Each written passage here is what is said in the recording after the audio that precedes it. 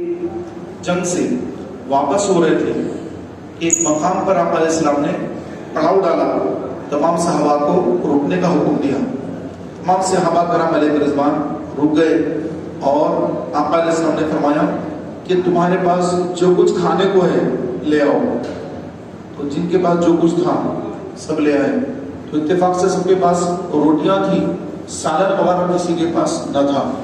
تو نبی کریم علیہ الصلوۃ والتسلیم نے حضرت علی رضی اللہ تعالیٰ عنہ سے فرمایا کہ اے علی جاؤ فلاں وادی میں جاؤ اور وہاں پر شہد کا بھٹا ہے تو اس میں سے شہد لے کر آؤ۔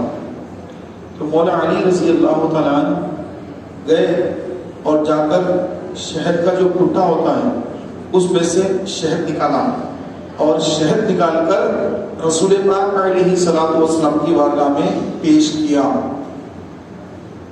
صحابہ کرام علیہ رضوان نے حضور علیہ الصلوۃ والسلام کی خدمت میں حاضر ہو کر وہ شہد حاصل کیا، سرکار نے سب کو تقسیم کیا۔ تمام صحابہ میں آقا علیہ السلام نے شہد کو تقسیم کر دیا۔ اب اس کے بعد شہد کی جو مکھیاں ہیں وہ مکھیاں بھی جو ہے حضور کی خدمت میں حاضر ہو گئی۔ تو نبی کریم علیہ السلام نے ارشاد فرمایا ان مکھیوں سے کہ اے مکھیوں، تم الگ الگ پھلوں کا اور پھولوں کا رس چوستی ہو، یہ شہد کیسے بناتی ہو؟ تو انہوں نے عرض کیا یا رسول اللہ کہ ہم مختلف پھلوں کا پھولوں کا رس تو چوستی ہیں لیکن ہمیں قدرت نے بتا دیا ہے، ہمیں اللہ نے بتا دیا ہے کہ ہم جب یہ رس چوس کر اپنے جدھوں میں جاتی ہیں تو راستے بھر آپ کی ذات اقدس پر درود شریف پڑھتی ہیں اور اسی کی برکت سے یہ جو پھل پھول ہوتے ہیں، پھیکے پھیکے پھول ہوتے ہیں، ان کے جو رس ہوتے ہیں یہ سارے رس شہد کی میٹھاس میں جو تبدیل ہوتے ہیں وہ درود پاک کی برکت سے ہوتے ہیں۔ پیارے بھائیوں، ہمارے آقا علیہ السلام پر درود شریف پڑھنا یہ ایسا ہے جیسے اب ہم نماز پڑھ رہے ہیں، روزے رکھ رہے ہیں، قرآن کی تلاوت کر رہے ہیں، صدقہ خیرات وغیرہ کر رہے ہیں، نیکیاں کر رہے ہیں، اب پتہ نہیں کس میں کون سی کمی رہ جاتی ہے، کہاں کسی کون سی غلطی ہو جاتی ہے ہمیں خبر نہیں ہوتی ہے۔ تو ہمارے بھی عمل میں کہیں جو ہے کڑوا پن، کہیں تیکھا پن، کہیں پھیکا پن، فلاں نمازوں میں، سجدوں میں، ہمارے روزوں میں، یہ تمام چیزیں ہماری عبادتوں میں ہیں۔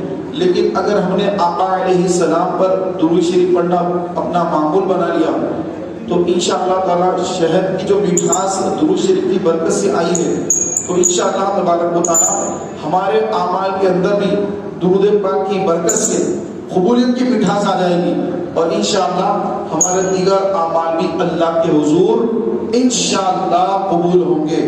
ایک مرتبہ مل کر بآواز بلند درود محمد صلی علی سیدنا و مولانا محمد وعلی آل سیدنا و مولانا محمد وبارک وسلم صلاۃ و سلام علیک یا سیدی یا رسول اللہ صلی اللہ تعالی علیہ وسلم۔ محترم پیارے بھائیوں، ہمارے آقا نبی کریم علیہ الصلوۃ والتسلیم نے ارشاد فرمایا کہ جو میری آل سے محبت کرے گا، جو میری آل سے محبت کرے گا اس کا خاتمہ ایمان پر ہوگا، اس کا ایمان سلامت رہے گا، اور جو میری آل سے دشمنی کرے گا، میری آل سے محبت نہیں بلکہ دشمنی کرے گا تو وہ تین حالتوں میں سے کسی ایک حالت میں ہوگا، یا تو وہ منافق ہوگا، اس کے اندر نفاق ہوگا، اس کا ایمان مضبوط نہیں ہوگا، وہ منافق ہوگا، یا پھر وہ شخص حرام کی اولاد سے ہوگا، نسل حرام سے ہوگا، پھر فرمایا یا پھر وہ حیضی بچہ ہوگا، حیض کی حالت میں پیدا ہوا ہوگا، حیضی بچہ ہوگا۔ یہ تین حالتیں بیان کی گئی اس شخص کی جو رسول پاک علیہ السلام کی آل پاک کی شان میں گستاخی کرتا ہے، بے ادبی کرتا ہے، تو یہ تین حالتیں اس کی بیان کی گئی۔ جو اہل بیت اطہار سے دشمنی رکھے، ان کا دشمن بن جائے تو وہ ان تین حالتوں میں سے ایک حالت میں ضرور ہوگا۔ میرے پیارے بھائیوں، حضرت مولا علی رضی اللہ تعالیٰ عنہ آپ کے بارے میں فرمایا گیا کہ علی سے مومن محبت کرتا ہے، اور منافق وہ علی سے محبت نہیں کرتا. تو ایمان جو ہے ہمارا، جو ایمان ہے وہ جس کے دل میں ایمان کامل ہوگا وہ ضرور مولا علی سے محبت کرے گا، اور جس کے ایمان کے اندر خلل ہو، نفاق ہو، تو وہ مولا علی سے محبت نہیں کرے گا. صحابہ کرام علیہ رضوان فرماتے ہیں کہ ہمیں اگر معلوم کرنا ہوتا کہ کون مومن ہے کون منافق ہے تو ہم ذکر علی اس کے سامنے چھیڑ دیتے، اس کے سامنے ذکر علی کرتے. اگر اس کا چہرہ کھل جائے تو ہم سمجھ جاتے ہیں کہ یہ مومن ہے، اور اگر اس کا چہرہ مرجھا جائے، اس کو ذکر علی پسند نہ آئے، تو ہم سمجھ جاتے کہ یہ مومن نہیں، یہ منافق ہے. میرے پیارے بھائیوں، حضرت مولا علی رضی اللہ تعالیٰ عنہ سے اور اہل بیت اطہار سے محبت کرنا یہ عین ایمان سے ہے کہ جس کے دل میں نبی کی اور آل نبی کی محبت ہوگی وہ ایمان والا ہوگا. اور اس کے ساتھ یہ بھی شرط لگائی گئی کہ آل رسول کے ساتھ ساتھ وہ اصحاب رسول سے بھی محبت کرے. صرف آل رسول سے محبت پھر اصحاب رسول کی نعوذ باللہ توہین کرے، یا بعض لوگ صحابہ کی تو بڑی تعظیم کرتے ہیں اور آل رسول کی تعظیم نہیں کرتے. تو میرے پیارے بھائیوں، تو یہ بھی نقصان میں اور وہ بھی نقصان میں. تو صحیح طریقہ جو بتایا گیا کہ رسول پاک سے بے انتہا محبت کریں اور آل رسول سے محبت کریں اور اصحاب رسول سے محبت کریں. تو ان سے محبت کرنا یہ عین ایمان ہے. اور ان میں سے کسی سے بھی نعوذ باللہ دل میں کسی قسم کی عداوت یا دشمنی ہے یا دل صاف نہیں ہے تو میرے پیارے بھائیوں اس کا ایمان خطرے میں ہے. ایک سید صاحب تھے، تو وہ جو ہے حضرت علی، حضرت امیر معاویہ رضی اللہ تعالیٰ عنہ کی جنگ کے حالات کتابوں میں پڑھتے تھے، تو ایک مرتبہ انہوں نے کتاب پڑھی. وہ کتاب کے مصنف حضرت سیدنا مجدد الثانی رحمۃ اللہ تعالی علیہ تھے. تو ان کی کتاب تھی، اس کتاب کو انہوں نے پڑھا اور اس کے اندر حضرت امیر معاویہ رضی اللہ تعالیٰ عنہ کے واقعات بھی لکھے تھے. تو ان کی تعظیم، ان کی تکریم کا بھی ذکر تھا کہ جس طرح صدیق اکبر کی تعظیم کی جاتی ہے اسی طرح ہر صحابی کی اس کی جو تکریم اور تعظیم کرنا چاہیے. امیر معاویہ رضی اللہ عنہ کی بھی تعظیم کرنا چاہیے. ساری چیزیں اس میں لکھی ہوئی تھی. اب وہ جو سید صاحب تھے ان کو جو ہے وہ پسند نہیں آیا کہ وہ اس طرح جو ہے حضرت امیر معاویہ کی بھی تعظیم کی جائے، یہ غلط لکھا ہے. تو انہوں نے کیا کیا، کتاب کو بند کر دیا، بند کر کے اس کو رکھ دیا، سو گئے. رات میں دیکھا کہ حضرت سیدنا مجدد الثانی رحمۃ اللہ تعالی علیہ ان کے خواب میں تشریف لے آئے اور فرمایا کہ اے سید صاحب، آپ نے بھی کتاب بند کر کے کیوں رکھی، کیوں آپ نے نہیں پڑھی؟ تو انہوں نے کہا کہ آپ نے تو کتاب میں یہ لکھا کہ جو اگر ابو بکر کی توہین کرے تو جتنا گناہگار ہوگا اتنا ہی گناہگار امیر معاویہ رضی اللہ عنہ کی شان میں توہین کرے گا تو بھی بڑا گناہگار ہوگا، ان کے برابر گناہگار ہوگا. تو پھر آپ نے فرمایا اچھا ٹھیک ہے، آپ میرے ساتھ چلیے. حضرت مجدد الثانی رحمۃ اللہ علیہ اس سید صاحب کو لے کر کے ایک طرف چل پڑے اور آگے جا کر دیکھا تو وہاں پر بہت ہی زیادہ نورانی چہرے والی ہستیاں تشریف فرما ہیں اور ایک بڑی محفل سجی ہوئی ہے. تو حضرت مجدد الثانی رحمۃ اللہ تعالی علیہ آپ نے اس سید صاحب سے فرمایا کہ آپ یہاں رک جائیں، آگے نہ آئیں، یہاں رک جائیں. یہ رک کر اب آپ خود آگے تشریف لے لیں اور جا کر حضرت مولا علی رضی اللہ عنہ کی بارگاہ میں یہ بات رکھی. تو حضرت علی نے فرمایا ان کو بلاؤ، اس سید کو بلاؤ. چنانچہ حضرت مجدد الثانی رحمۃ اللہ علیہ وہ سید صاحب کو لے کر مولا علی کی بارگاہ میں حاضر ہو گئے. تو مولا علی نے اس سید صاحب سے فرمایا کہ اے میرے بیٹے، کہ ہم صحابہ کرام میں، ہم صحابہ میں آپسی جو مشاجرات ہیں، جو معاملات ہیں، یہ ہماری ذات کے لیے نہیں، یہ ہماری ذات کے لیے نہیں. اختلاف تھا ہم میں لیکن اپنی ذات کے لیے اختلاف نہیں تھا. یہ جو بھی اختلاف تھا وہ اللہ اس کے رسول کے لیے ہی تھا. لہذا تم اپنے دل کو معاویہ کی نفرت یا دشمنی سے اپنے دل کو پاک کر لو، یہ فرمایا۔ اس کے بعد سید صاحب کو دیکھا وہ ویسے خاموش ٹھہرے ہوئے ہیں، تو حضرت علی آپ نے ایک زوردار تماچا ان کے منہ پر مارا، مار کے فرمایا کہ ابھی تک اس کے دل سے صحابہ کی عداوت نہیں گئی تھی، لیکن اب ایک تماچا مارنے کے بعد فرمایا کہ اب اس کا دل عداوت صحابہ سے پاک ہو گیا۔ کہہ دیجیے سبحان اللہ۔ میرے پیارے بھائیوں، یہ چیز سمجھنے کی ہے کہ حضرت امیر معاویہ رضی اللہ تعالیٰ عنہ ہو یا دیگر صحابہ کرام ہو، ان سب کی محبت، ان سب کی تعظیم، ان سب کا ادب، یہ کس کی نسبت سے ہے؟ یہ حضور کی نسبت سے ہے، حضور علیہ السلام کی نسبت سے ہی ان کی تعظیم ہے۔ کیوں؟ کیونکہ وہ صحابی رسول ہیں۔ حضور علیہ السلام کا انہوں نے حالت ایمان میں دیدار کیا تو وہ صحابی ہوئے، جب وہ صحابی ہو گئے تو ان کی تعظیم، ان کی تقریب ہر ایک کے اوپر لازم ہو گئی، ہر ایک کے اوپر ان کا ادب لازم ہو گیا۔ اگر ان کی تعظیم میں، ادب میں کمی کریں گے تو ظاہر ہے کہ اس سے اللہ کے رسول ناراض ہوں گے، جب اللہ کے رسول ناراض ہوں گے تو پھر اللہ تعالیٰ بھی ناراض ہوگا۔ لہٰذا ہر مسلمان کا یہ عقیدہ ہو کہ رسول پاک علیہ الصلوۃ والسلام کی اہل بیت کا دھار، ان سے محبت کے ساتھ ساتھ تمام صحابہ کرام علیہ رضوان سے محبت ہو، تبھی جا کر ایمان محفوظ رہے گا، ایمان سلامت رہے گا۔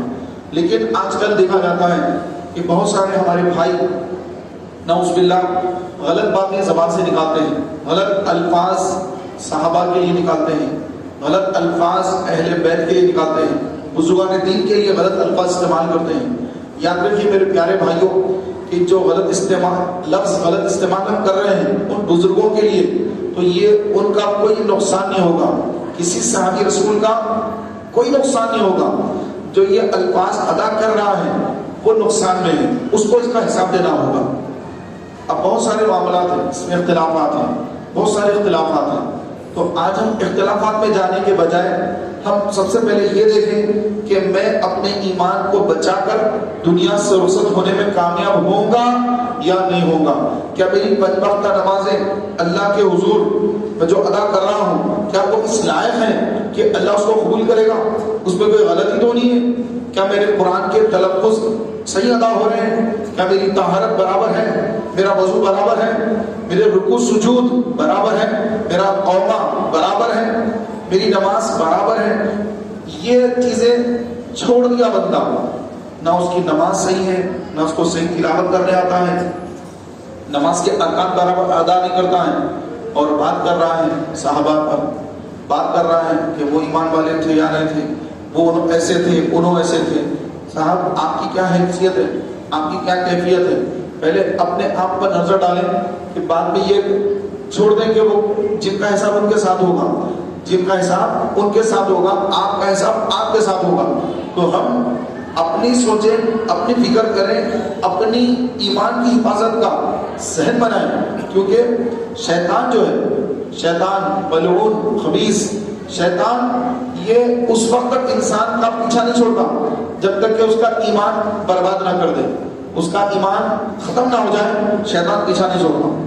ایک آدمی ہوتا ہے کہ جو نماز میں سستی کرتا ہے، تو نماز میں سستی کرنے والے بندہ ہوتا ہے، تو پھر وہ نماز میں سستی کرتے کرتے اس کی سستی جو ہے وہ بڑھتی جاتی ہے۔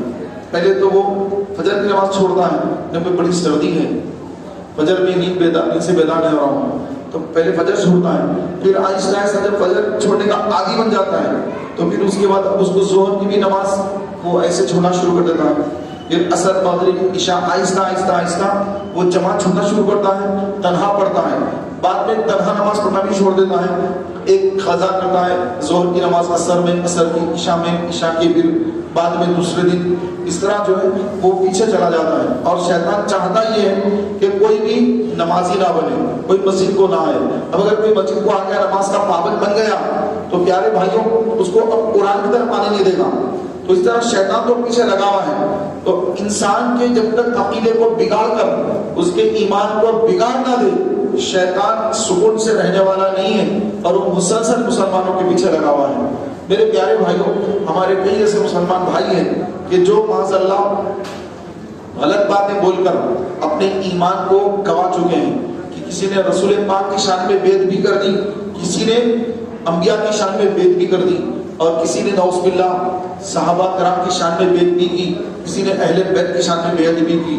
میرے پیارے بھائیوں، یہ توہین کرنا، بے ادبی کرنا، گستاخی کرنا، یہ جو ہے نعوذ باللہ لوگوں کے اندر آج عام ہوتا جا رہا ہے کہ کسی کی تعظیم کرنے کو کوئی تیار نہیں، کسی کا ریسپیکٹ کرنے کو کوئی تیار نہیں، بس ہر ایک کو ایزی لینا، لائٹ لے لینا، کہ کوئی اس کا ادب نہیں، کوئی اس کا احترام نہیں، کوئی اس کی تعظیم نہیں۔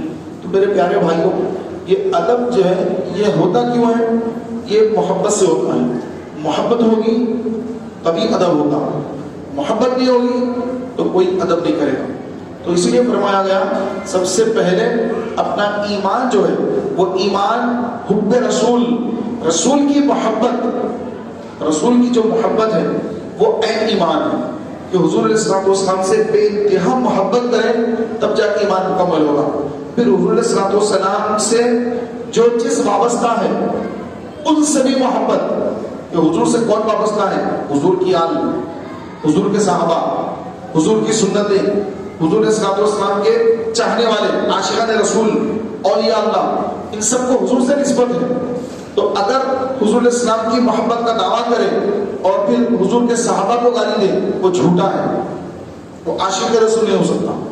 حضور علیہ السلام کی محبت کا دعویٰ کرے اور حضور کی آل کی دل میں دشمنی رکھے، وہ کبھی عاشق رسول ہو ہی نہیں سکتا۔ حضور کی محبت کا تو دعویٰ کرے لیکن اس کو حضور کی سنت سے محبت نہیں، حضور کے طریقے سے محبت نہیں ہے، وہ غیروں کے طریقے پر عمل کر کے خوش ہو رہا ہے اور کہہ رہا ہے کہ میں تو عاشق رسول ہوں، داڑھی مڑاتا ہے، کہتا ہے کہ میں تو بڑا عاشق رسول ہوں۔ حضور علیہ السلام نے تو فرمایا کہ داڑھیوں کو بڑھاؤ، داڑھیوں کو بڑھاؤ، داڑھی بڑھنے دو، کٹاؤ مت، داڑھی مت کٹاؤ، یہودیوں جیسے چہرے مت بناؤ۔ حضور علیہ السلام نے فرمایا کہ یہود کے جیسے چہرے نہ بناؤ، داڑھیوں کو بڑھاؤ، ہاں مونچھوں کو پست کرو، مونچھ جو ہے مونچھیں ان کو پست کرو، داڑھیوں کو بڑھاؤ، یہ آقا علیہ السلام نے فرمایا۔ اور آج ہمارے کئی بھائی ایسے ہیں کہ کلین شیو ہیں اور دعویٰ یہ ہے ارے میں تو زبردست عاشق رسول ہوں، میں تو عاشق رسول ہوں۔ تو یہ جھوٹا عاشق ہے۔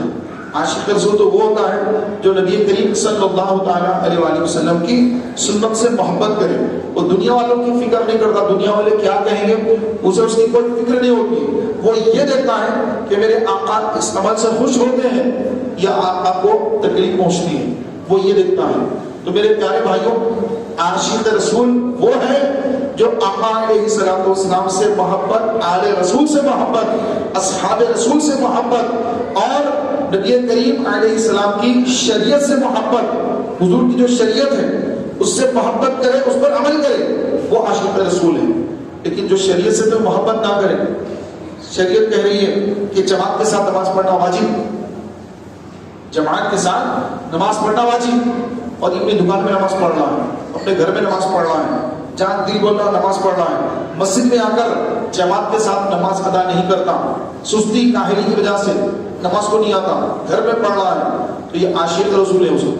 اس کے دل میں اپنے دنیا کی محبت ہے، اپنے گھر کی محبت ہے، اپنے گھر میں سکون سے بیٹھا ہے، تو یہ عاشق رسول کہاں سے ہو سکتا ہے؟ نبی کریم علیہ السلام نے فرمایا کہ وہ لوگ جو اپنے گھروں میں نماز پڑھتے ہیں، جبکہ مسجد میں نماز جماعت کے ساتھ ہو رہی ہے، اور وہ لوگ جو گھروں میں نماز پڑھ رہے ہیں، تو میں نوجوانوں کو جمع کروں اور نوجوانوں کو جمع کر کے میں لکڑیاں لانے کو کہوں اور نوجوان لکڑیاں لے کر آئیں اور میں ان کے ساتھ جاؤں اور جا کر ان کے گھروں کو جلا دوں۔ جو لوگ جماعت کے ساتھ مسجد میں آ کر نماز نہیں پڑھتے، اپنے گھروں میں نماز پڑھتے ہیں، تو میں چاہتا ہوں کہ ان کے گھروں پر لکڑیاں لگا کر ان کے گھروں کو آگ لگا دوں، ان کے گھروں کو آگ لگا دوں۔ تو آقا علیہ السلام نے یہ ارشاد فرمایا کہ ان کے لیے وہ لوگ جو جماعت کی سہولت ملنے کے باوجود، پانچ جماعت نماز ادا کرنے کی سہولت ہے، مسجد قریب میں ہے اور جا کے نماز پڑھ سکتے ہیں، اس کے باوجود مسجد کو نہیں آتے اور گھروں میں نماز پڑھ رہے ہیں، پانچوں ٹائم کی نماز گھر میں ادا کر رہے ہیں، مسجد کو آنے کی زحمت گوارا نہیں کر رہے ہیں، تو ایسے لوگوں سے نبی کریم علیہ السلام سخت ناراض ہیں اور ان کو کوئی خبر ہی نہیں، اور وہ تو اپنی زندگی گزار رہے ہیں۔ میرے پیارے بھائیوں، ہمارے آقا نبی کریم علیہ الصلوۃ والسلام نے ارشاد فرمایا، ایک صحابی آ کے پوچھے کہ یا رسول اللہ میرا گھر بہت دور ہے، جماعت کے ساتھ نماز پڑھنے میں مجھے بڑی تکلیف ہوتی ہے، گھر بہت دور ہے. تو آقا علیہ السلام نے فرمایا کہ اذان کی آواز سنتے ہو؟ اذان کی آواز سنتے ہو؟ تو وہ صحابی نے عرض کیا یا رسول اللہ. اور وہ صحابی کون؟ نابینا، نظر نہیں آتا، آنکھوں سے نابینا ہے، راستے نظر نہیں آتے، نابینا ہے. عرض کی یا رسول اللہ میں نابینا ہوں اور کیا میں گھر کے اندر نماز پڑھ لوں؟ تو آقا علیہ السلام نے فرمایا کہ اذان کی آواز سنتے ہو، یعنی تمہارے گھر تک اذان کی آواز آتی ہے؟ انہوں نے عرض کی ہاں یا رسول اللہ میرے گھر تک اذان کی آواز آتی ہے. تو پھر آقا علیہ السلام نے فرمایا تو پھر مسجد میں آ کر جماعت کے ساتھ نماز ادا کرو. رخصت نہیں دی کہ ہاں تم نابینا ہو تو ٹھیک ہے تم گھر میں پڑھ لیا کرو، یہ نہیں فرمایا. فرمایا کہ اذان کی آواز سنتے ہو تو پھر مسجد میں آ کے نماز پڑھو.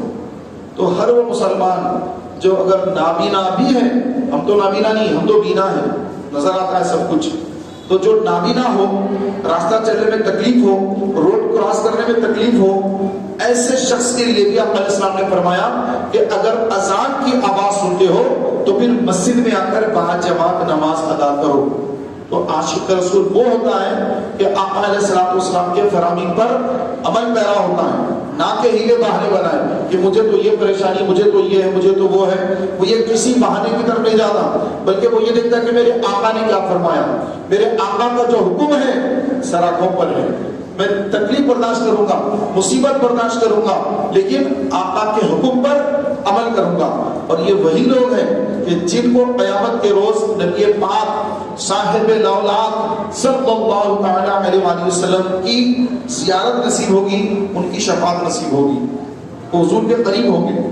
میدان حشر میں آقا کے قریب ہونے والے یہی لوگ ہیں کہ جو آج آقا کی سنت پر عمل کرنے، آقا کی شریعت پر عمل کرنے تکلیفیں برداشت کرتے ہیں، مشقتیں اٹھاتے ہیں، اپنی نیند کو قربان کرتے ہیں، اپنا وقت پیش کرتے ہیں اور اپنی ذات کو پیش کرتے ہیں. یہ وہی ہے کہ میدان حشر میں آقا کے قریب ہوں گے، آقا کے مبارک ہاتھوں سے آب کوثر کے جام بھر بھر کے پینے کو نصیب ہوگا، عرش کا سائے کو نصیب ہوگا. کیوں؟ کیونکہ انہوں نے محنت کی اخلاص کے ساتھ، کسی کے دکھاوے کے لیے نہیں، اللہ کے لیے، رسول کے لیے. تو اللہ اس کے رسول کسی کا نیک عمل کبھی ضائع نہیں کرتے کہ جو نیک عمل اخلاص کے ساتھ کیا جاتا ہے وہ کبھی ضائع نہیں ہوتا. اللہ تعالیٰ اس کا ضرور اجر اور ثواب عطا فرماتا ہے. آپ دیکھیں کہ حضرت حاجرہ رضی اللہ تعالیٰ عنہا اپنے لقب جگر حضرت اسماعیل علیہ السلام کے لیے پانی کے لیے، اسماعیل علیہ السلام چھوٹے سے بچے ہیں اور پیاس سے بلک رہے ہیں اور پورا جنگل بیابان ہے، ریگستان ہے، پانی کا نام و نشان نہیں. حضرت حاجرہ رضی اللہ تعالیٰ عنہ پانی کے لیے اس پہاڑ سے اس پہاڑ، اس پہاڑ سے اس پہاڑ بھاگ رہی ہیں، دوڑ رہی ہیں، چل رہی ہیں اور پھر اپنے بچے کی طرف آ کر دیکھ بھی رہی کہ بچے کو کوئی جانور اٹھا کر نہ لے جائے. تو یہ منظر مولا تعالیٰ دیکھ رہا ہے، اللہ تعالیٰ دیکھ رہا ہے کہ حاجرہ اپنے لقب جگر اسماعیل علیہ السلام کے لیے پانی کے لیے کس قدر صفا سے مروا، مروا سے صفا دوڑ لگا رہی ہیں. میرے پیارے بھائیوں، حضرت حاجرہ رضی اللہ تعالیٰ عنہ وہ عمل اللہ تبارک و تعالیٰ کی بارگاہ میں اس قدر مقبول ہوا، اس قدر مقبول ہوا کہ اللہ تبارک و تعالیٰ عز و جل نے اپنی اس نیک بندی کے اس عمل کو حاجیوں کے لیے، عمرہ کرنے والوں کے لیے لازم کر دیا کہ عمرہ اور حج اور عمرہ ان دونوں میں یہ چیزیں لازم کر دی کہ صفا اور مروہ کی سعی کرنا، صفا سے نکل کے مروہ جانا، مروہ سے نکل کے صفا آنا، پھر صفا سے مروہ، مروہ سے صفا. اس طرح انہوں نے 7 چکر لگائے. اللہ کی اس نیک بندی نے 7 چکر لگائے تو اللہ تعالیٰ نے اس عمل کو ایسا قبول فرمایا، اللہ کی بارگاہ میں ایسا مقبول وہ عمل ہوا کہ اللہ نے اپنے حبیب صلی اللہ علیہ وسلم کی امت کے حاجیوں پر، عمرہ کرنے والوں پر لازم کر دیا کہ جب تک تمہارا عمرہ نہیں ہوگا، جب تک کہ تم صفا مروہ کی سعی نہ کر لو، 7 چکر نہ لگا لو، تمہارا عمرہ نہیں ہوگا، تمہارا حج مکمل نہیں ہوگا، حج کا فرض ادا ہوگا لیکن مکمل حج ادا نہیں ہوگا۔ مکمل حج اس وقت ادا ہوگا جب صفا مروہ کی سعی کریں گے۔ تو صفا سے نکل کر مروہ جانا، مروہ سے نکل کر صفا آنا، یہ جو 7 چکر لگانا ہے میرے پیارے بھائیوں، یہ 7 چکر حضرت اسماعیل علیہ السلام کی امی جان حضرت حاجرہ رضی اللہ تعالی عنہا، انہوں نے اپنے لقب جگر کے لیے، پانی کے لیے انہوں نے یہ دوڑ لگائی، تو اللہ تبارک و تعالیٰ سے وجل نے اس عمل کو اپنی بارگاہ میں ایسا قبول فرمایا کہ اب ان کی ادائیں صبح قیامت تک رہیں گی، کبھی ختم نہیں ہوں گی۔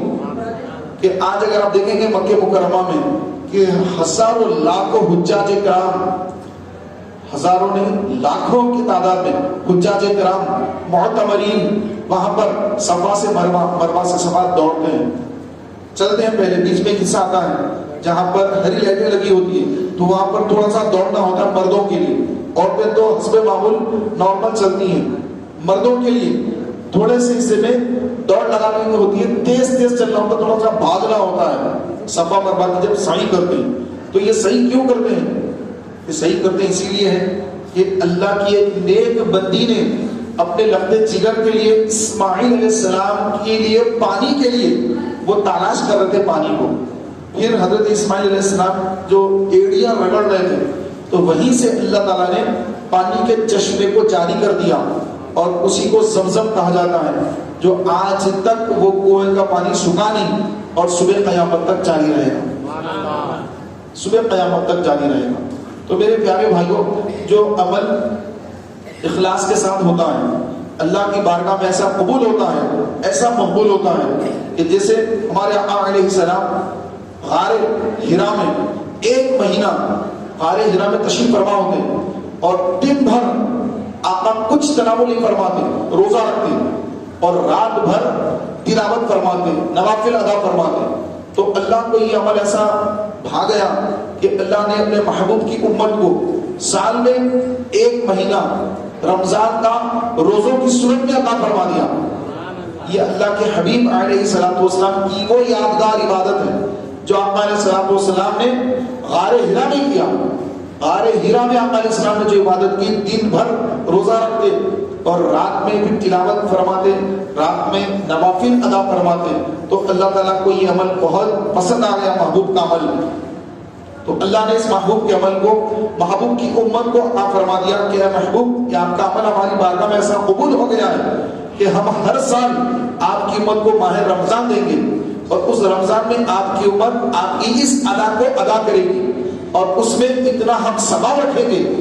آقا علیہ السلام نے فرمایا کہ اگر میری امت کو یہ بات معلوم ہو جائے کہ رمضان میں کیا کیا ثواب ہے، تو میری امت یہ تمنا کرے گی کاش سارا سال رمضان ہوتا، یہ تمنا کرے گی امت۔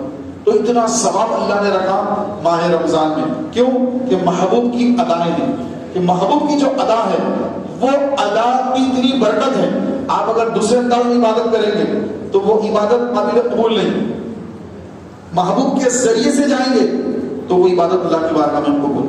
آپ بولے موسیٰ علیہ السلام بھی اللہ کے رسول ہیں، میں موسیٰ کا کلمہ پڑھ کے جاؤں گا لا الہ الا اللہ موسیٰ رسول اللہ تو جنت نہیں ملے گی، پڑھنا تو لا الہ الا اللہ، لیکن بعد میں کیا پڑھنا ہے؟ موسیٰ رسول اللہ، داؤد رسول اللہ، عیسیٰ رسول اللہ، تو جنت نہیں ملے گی۔ کیوں؟ حبیب کا در چھوڑ کے کسی بھی در پر جائے گا ناکام ہو جائے گا۔ ایک ہی در، حبیب کا در، محبوب کا در، کہ لا الہ الا اللہ محمد رسول اللہ صلی اللہ علیہ وسلم۔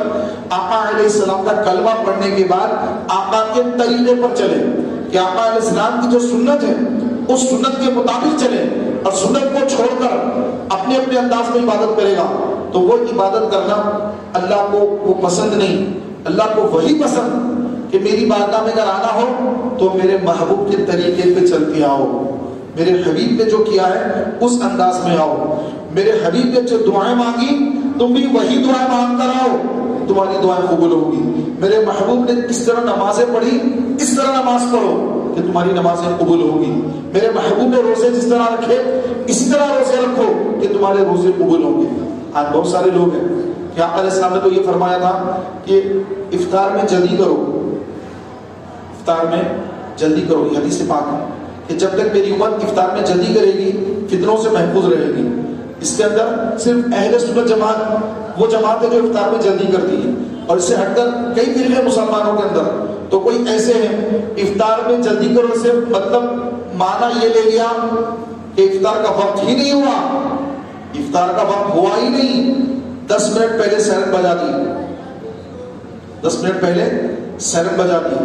کیا کہہ رہے ہیں کہ افطار میں جلدی کرو، جلدی سے مراد وقت کے بعد جب وقت ہو جائے اب تاخیر مت کرو، یہ مراد ہے۔ یہ نہیں کہ جلدی کرو سے مراد کبھی وقت ہی نہیں ہوا شروع کر دیا آپ نے تو روزہ ہی نہیں ہوا۔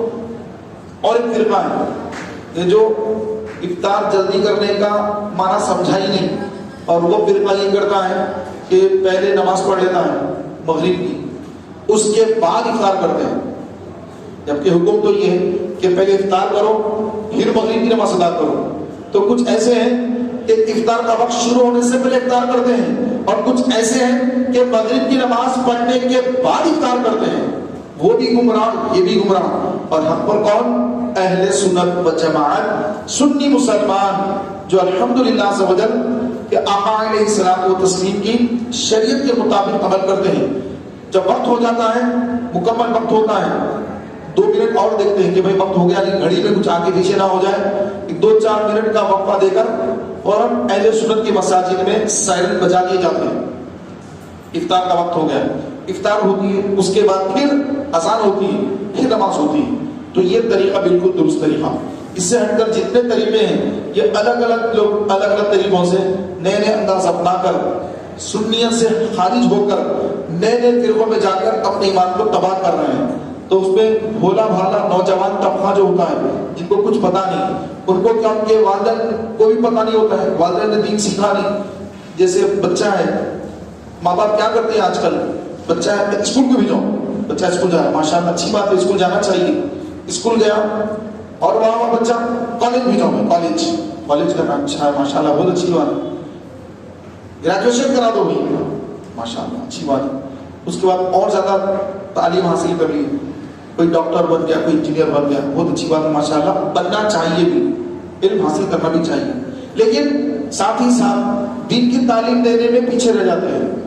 اسکول کی تعلیم دی، کالج کی تعلیم دی، سب تعلیم تو دیے، لیکن دین کی تعلیم کون دے گا؟ دین کی تعلیم نہیں۔ ابھی دین کی تعلیم کہاں حاصل کرتے ہیں؟ گوگل پہ سرچ کرتے ہیں، گوگل پہ دیکھتے ہیں۔ اب گوگل پر ہر قسم کے فرقوں کے جو ہے اس کے اندر مواد موجود ہے، قادیانی بھی وہاں پر ہے، تو فلاں بھی ہے، تو فلاں بھی ہے، تو فلاں بھی ہے، ہر ایک کا لٹریچر انٹرنیٹ پر موجود ہے۔ آپ کو کیا معلوم کس کا لٹریچر آپ پڑھ رہے ہیں، آپ کو کیا خبر آپ کیا پڑھ رہے ہیں، آپ کیا کر اس پر مار رہے ہیں، اس پہ آ رہا ہے یہودیوں، اس پہ آ رہا بدخیلوں کا، خارجیوں کا، رافضیوں کا، گستاخان رسول بھی اپنا ڈال دیا اس کے اندر۔ قادیانی جو اپنے آپ کو احمدی کہتے ہیں، انہوں نے بھی اپنا لٹریچر ڈالا اس کے اوپر۔ اب یہ پڑھنے والا بچہ جو اسکول کو گیا، کالج کو گیا، اس کو انگلش تو آ گئی، یہ انگلش میں جو ہے کس کا مواد پڑھ رہا ہے اس کو خود خبر نہیں وہ کیا پڑھ رہا ہے۔ وہ کسی بھی فرقے میں چلا جائے گا، کسی بھی جماعت میں چلا جائے گا، وہ کسی بھی جماعت کو اختیار کر لے گا۔ کیوں؟ اس کو اس کے ماں باپ نے سکھایا ہی نہیں کہ ایک عالم دین کے پاس بیٹھ کر دین سیکھنا ہے، دین حاصل کرنا ہے۔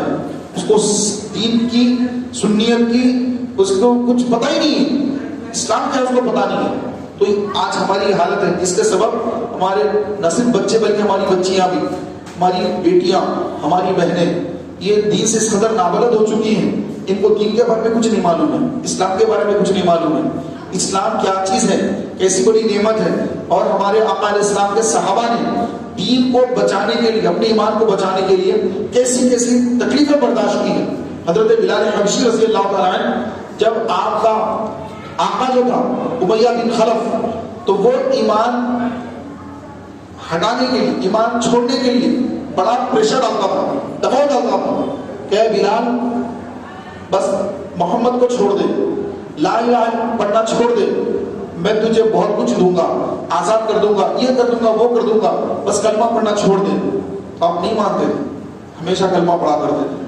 تو پھر وہ کیا کرتا، آپ کے کپڑے اتار لیتا، تھوڑا سا کپڑا یہاں پر جو ہے صدر عورت کا کپڑا ہوتا، باقی کپڑے اتار کر آپ کو جو ہے عرب کی تپتی ریت پر آپ کو لٹا دیا جاتا، چت لٹا دیا جاتا، سینے پر بھاری بھرکم پتھر رکھ دیا جاتا اور دھوپ میں آپ کو لٹا دیا جاتا، اور اس کے بعد آپ کو رسیوں سے باندھ کر کھینچا جاتا، اور بچے آپ کو پتھر بھی مارا کرتے۔ لیکن آپ کی زبان سے کیا نکلتا؟ احد احد احد، اللہ ایک ہے، اللہ ایک ہے، اللہ ایک ہے، احد احد احد کے نعرے لگاتے۔ اور وہ لوگ جو ہے تکلیف پہ تکلیف دے رہے ہیں، ظلم پر ظلم ڈھا رہے ہیں، لیکن حضرت بلال حبشی کے ایمان کو ذری سی بھی چوبش نہ ہوئی اور ان کا ایمان سلامت رہا۔ انہوں نے ایمان کو ایسے بچایا، اور آج ہماری مسلمان بچیاں کافروں کے ساتھ دوستی کر کے ان کی بائک پر پیچھے بیٹھ کے بھاگ رہی ہیں، برقع پہن کر ان کے ساتھ جا رہی ہیں، ان کے ساتھ شادیاں کر رہی ہیں۔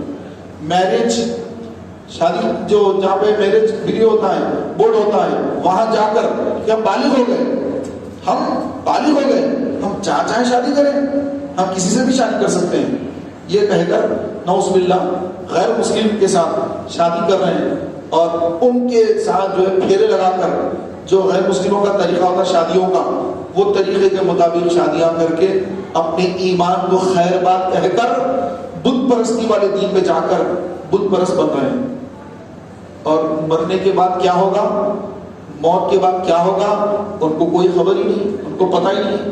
یہ ایمان کیا ہے، یہ بلال حبشی سے پوچھیے، ایمان کیا ہے حضرت خبیب سے پوچھیے، کہ جن کو انگار آگ جو انگاریں ہوتی، انگاروں پر ان کو چت لٹا دیا جاتا، اور ان کی پیٹھ سے، ان کی پیٹھ پر جو چربی ہوتی وہ چربی گل کے یہاں تک کہ وہ چارہ انگار بجھ جاتا، اور آپ کی پیٹھ پوری جل کر اس قدر خراب حالت میں ہو جاتی کہ دیکھنے والا اس کو برداشت نہیں کرتا۔ حضرت عمر فاروق اعظم، آپ نے ایک مرتبہ دیکھا کہ آپ کی پیٹھ پر بہت سارے داغ دھبے ہیں۔ حضرت عمر نے پوچھا، اے خبیب، یہ تمہاری پیٹھ پر کیسے دھبے؟ تو انہوں نے عرض کی کہ اے امیر المومنین، یہ اس وقت کی بات ہے جب آپ بھی اسلام قبول نہیں کرے تھے، کیونکہ حضرت عمر 40 سے مسلمان ہیں۔ حضرت خبیب فرماتے ہیں کہ یہ اس وقت کی بات ہے جب آپ نے اسلام قبول نہیں کیا تھا، تو اس وقت کفار مکے کے کفار میرے کپڑے اتارتے اور آگ لگاتے، آگ لگا کر انگار جب بن جاتی تو انگار پر مجھے چت لٹا دیا کرتے،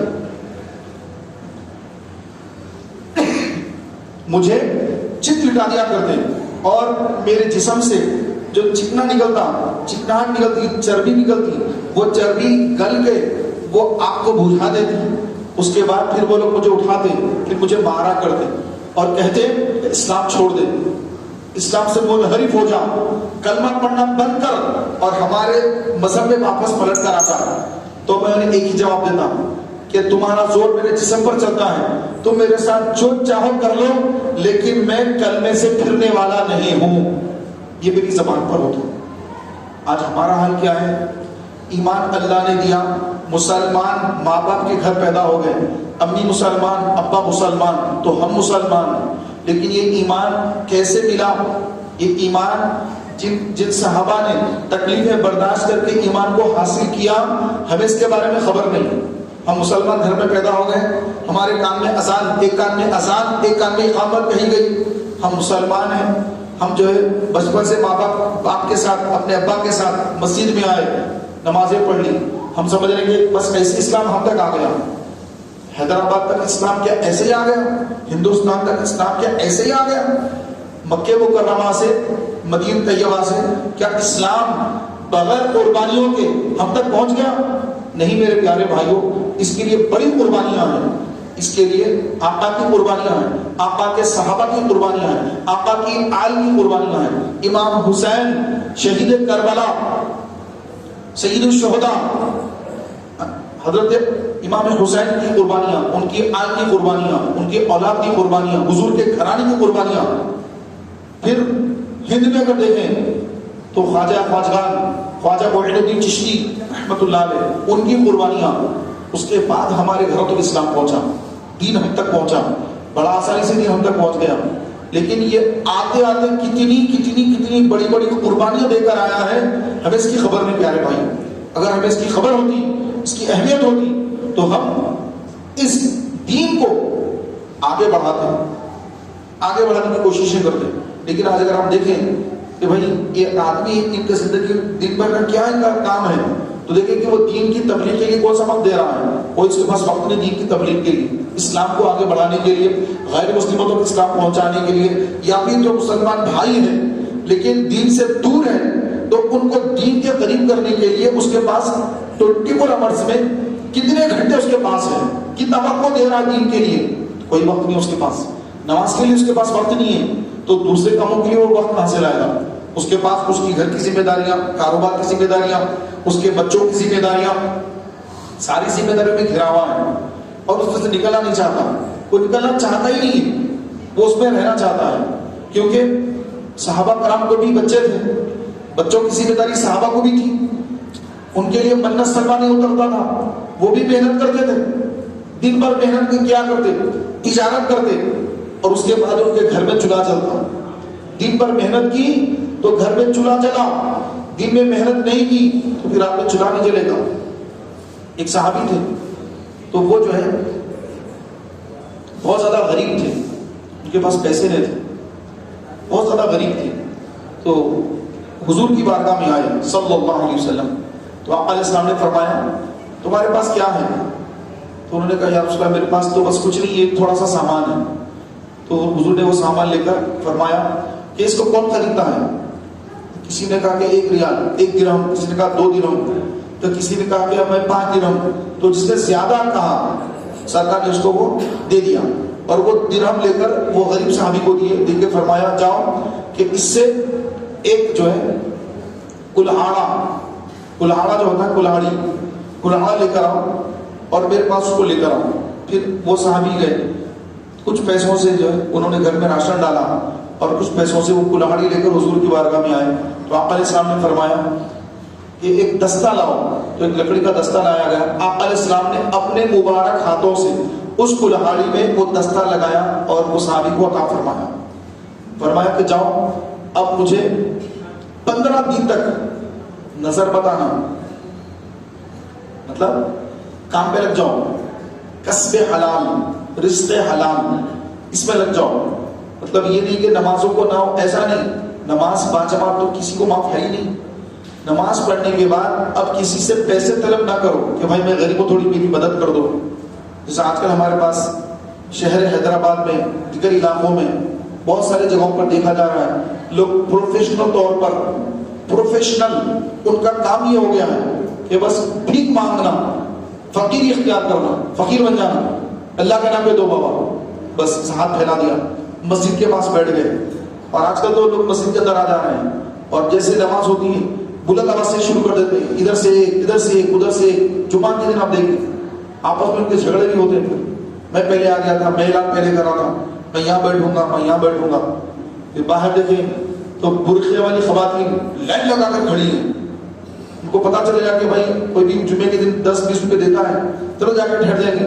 شام تک جمعے کے دن جو ہے 500-600 کی آمدنی ہو جاتی ہے، کیوں جا کے محنت کریں. چلو کچھ پیپر وغیرہ لے کر آ گئے، ہاتھ میں پیپر یا ٹھہر گئے اور چل رہے ہیں. کوئی 10 ڈال رہا، کوئی 20 ڈال رہا، تو دیکھے تو 400-500 روپے جمع ہو رہے ہیں. تو فرمایا گیا کہ جو لوگ یہ اس طرح بھیک مانگنے کا کام کرتے ہیں، بھیک مانگتے ہیں، تو فرمایا گیا کہ اگر کوئی بھیک مانگتا ہے، اگرچہ کہ اس کو بھیک مانگنا جائز نہیں، اگر بھیک مانگتا ہے تو پھر اللہ تعالیٰ ہمیشہ کے لیے اس کو بھکاری بنا دیتا ہے.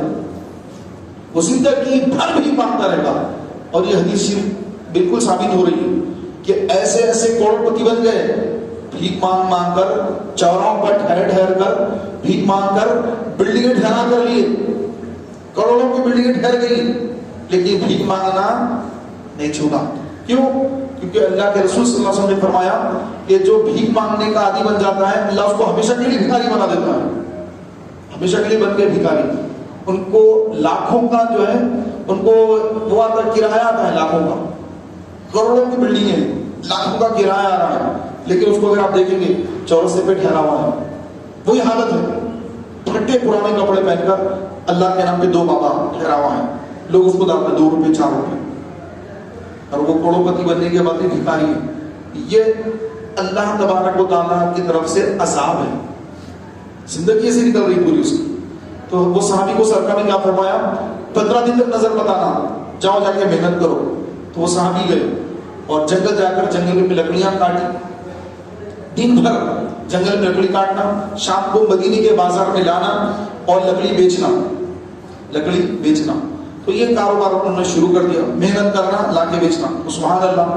15 دن کے بعد جب وہ حضور صلی اللہ علیہ وسلم کی بارگاہ میں حاضر ہوئے تو ان کے پاس 4-5 نہیں بلکہ کئی درہم و دینار موجود تھے. تو آپ علیہ السلام نے فرمایا کہ یہ ایسے ہاتھ سے ایسا ہاتھ بہتر ہے, ایسا ہاتھ دینے والا ہاتھ لینے والے ہاتھ سے بہتر ہے. کہ یوں نہ کرو یار میری مدد کرو, میری مدد کرو, میری مدد کرو, ایسے ہاتھ سے ایسا ہاتھ بہتر ہے. تو دینے کا ہاتھ ہو, تب دینے کا ذہن بناؤ, اللہ تعالیٰ دینے والا بنا کر رکھے گا. لینے کا ذہن بنا کر رکھیں گے تو پھر لینے کا ذہن ایسا بن جاتا ہے, زندگی میں بتا لیتے رہتا ہے حضرت میری مدد کر دو بھائی, میری مدد کر دو, میری مدد کرو بھائی, میری مدد کرو. زندگی بھر کے لیے وہ فقیر بن جاتا ہے, پھر اس کی زندگی پوری ایسی نکل جاتی ہے.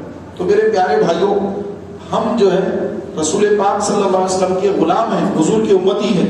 تو ہمارے آقا علیہ السلام کے صحابہ وہ ان کو بھی کام ہوتے تھے, ان کو بھی مصروفیت تھی, ان کے بھی بچے تھے, ان کے بھی کاروبار تھے. کاروبار کے باوجود جنگ بدر میں موجود, کاروبار, بچے, بچوں کی ذمہ داریاں, نئی نئی شادی ہوئی, اس کے باوجود جنگ بدر, جنگ احد, حضرت حنظلہ, یہ وہ صحابی رسول ہے جن کو غسیل الملائکہ کہا گیا. نوجوان تھے, شادی ہوئی, پہلی رات ہے, رات کا وقت ہے, اعلان ہو گیا کہ جنگ پر جانا, رسول اللہ بلا رہے ہیں. تو جذبہ ایسا ہے کہ ذہن میں نہیں رہا کہ مجھ پر غسل واجب ہو چکا ہے. طلبہ لے کے نکل گئے باہر, آئے میدان میں, جنگ کی اور جام شہادت نوش کر لیا. صحابہ کرام علیہ رضوان نے جب دیکھا کہ حنظلہ کہاں ہے, سرکار علیہ السلام نے نظر اٹھائی تو دیکھا کہ آسمانوں میں فرشتے حضرت حنظلہ رضی اللہ تعالی عنہ کو غسل دے رہے ہیں. پھر ان کی لاش ایک جگہ نظر آئی کہ نیچے آئی لاش, اٹھا کر لایا گیا تو دیکھا تو لاش میں سے پانی ٹپک رہا ہے, لاش کچی ہے, پانی ٹپک رہا ہے. سرکار نے پوچھا اس کی اہلیہ سے معلوم کرو کہ کیا ماجرا ہے. تو ان کی نئی نوی دلہن, انہوں نے بتایا کہ بات اصل یہ کہ ہماری شادی کی پہلی رات تھی اور ہم دونوں پر غسل فرض ہو گیا تھا, لیکن جب یہ اعلان ہوا مدینے میں کہ جنگ کے لیے جانا ہے, رسول اللہ بلا رہے ہیں, تو میرے شوہر نامدار جن پر غسل واجب ہو چکا تھا تو ان کے ذہن میں نہیں رہا اور وہ ہتھیار لے کر سیدھے نکل گئے اور مجاہدین میں شامل ہو گئے اور جام شہادت نوش کر لیا. تو پیارے بھائیوں, یہ کون ہے؟ یہ وہ صحابی, نوجوان صحابی جن کے والد ابو عامر, ان کے والد ابو عامر پکا منافق, یہ وہ منافق جو جنگ احد میں جب 1000 صحابہ آئے تو 300 صحابہ کو لے کر حضور سے الگ ہونے والا ان کے بیٹے حضرت حنظلہ رضی اللہ تعالیٰ. تو باپ کو اس میں ڈگر پہ ہے اور بیٹا کو اس پیارے راستے پر ہے. یہ اللہ کی مشیت ہے, اللہ جس کو چاہے دین عطا فرمائے اور جس کو چاہے دین کی دولت سے محروم کر دے. یہ اس کی ذات صمدیت ہے کہ اللہ کی ذات کسی کی محتاج نہیں, اس کو کسی کی پرواہ نہیں, بے پرواہ ہے اللہ کی ذات, سمد ہے ذات اللہ کی. ہم ایمان لائے ہیں تو یہ ہمارا کوئی کمال ہے نہ کسی پر کوئی احسان ہے. اس ذات کا شکر ادا کرنا کہ مولا تیرا شکر ہے کہ میں مسلمان ہوں, اور ہماری کوئی اس میں خصوصیت نہیں ہے, ہم بڑے کمال والے کی ایمان لائے, کوئی ایسی بات ہی نہیں ہے. بڑے بڑے کمال والے، بڑے بڑے جو ہے ان کے انداز ہیں، بڑی جو ہے ان کی خوبصورت جلدیں ہیں اور بہت دماغ والے ہیں، ہدایت سے محروم، ہدایت نہیں ہے ان کے پاس۔ ہدایت مولا جس کو چاہے عطا فرمائے، جس کو چاہے نہ عطا کرے، اس کی مرضی ہے، اس کی مرضی ہے۔ میرے پیارے بھائیوں، اللہ تبارک و تعالیٰ عز و جل نے اپنے پیارے حبیب صلی اللہ تعالیٰ علیہ وآلہ وسلم کی امت میں ہمیں پیدا فرما کر ہم پر بڑا احسان فرمایا ہے، اور یہ احسان اس قدر بڑا احسان ہے کہ یہ اس امت میں جو لوگ ہیں ان کو خبر نہیں، پہلے کی امتوں والوں کو خبر ہے کہ یہ اللہ کے آخری رسول، اللہ کے حبیب کی امت کو جو جو اللہ عطا کیا ہے وہ ہمیں نہیں ملا، نہ موسیٰ کی امت کو ملا، نہ داؤد کی امت کو ملا، نہ عیسیٰ کی امت کو ملا، نہ اور کسی نبی کی امت کو ملا۔ جو ہمیں مل رہا ہے، جو ہمیں ملنے والا ہے، میدان حشر میں بھی ملنے والا ہے، ابھی بھی مل رہا ہے۔ ایک رات عبادت کر رہے ہیں، شب قدر کی ایک رات عبادت کر رہے ہیں، 1000 مہینوں کی عبادت سے زیادہ ثواب اللہ تعالیٰ عطا فرما رہا ہے۔ تو الغرض میرے پیارے بھائیوں کہ ہمارے پاس جو ہیلے بہانے وغیرہ وغیرہ جو چیزیں ہیں یہ قیامت کے دن چلنے والے نہیں ہیں، کیونکہ رسول پاک علیہ السلام کے صحابہ وہ کاروبار کرنے کے باوجود، شادی ہونے کے باوجود، وہ پہلی رات میں اپنی دلہن کو چھوڑ کر رسول پاک کے حکم پر میدان جنگ میں آ کر جام شہادت نوش فرمانے والے ہیں۔ اور آج ہمارے نوجوان جن کی شادی ہوتی ہے وہ نماز پڑھنا چھوڑ دیتے ہیں، فجر کی نماز میں غائب ہو جاتے ہیں۔ شادی ہوئی، دیکھیں فجر کی نماز میں دلہا غائب ہے، دوسرے دن دیکھیں نظر نہیں آئے گا، وہ نظر ہی نہیں آتا نمازوں میں۔ کیا ہے تو صاحب نہیں آ رہے نماز کو، لیکن شادی ہوئی، اچھا اچھا، وہ بھی مسکراتے یہ بھی مسکراتے، شادی ہوئی، اچھا اچھا، ہاں صحیح شادی ہوئی نا بھائی صحیح۔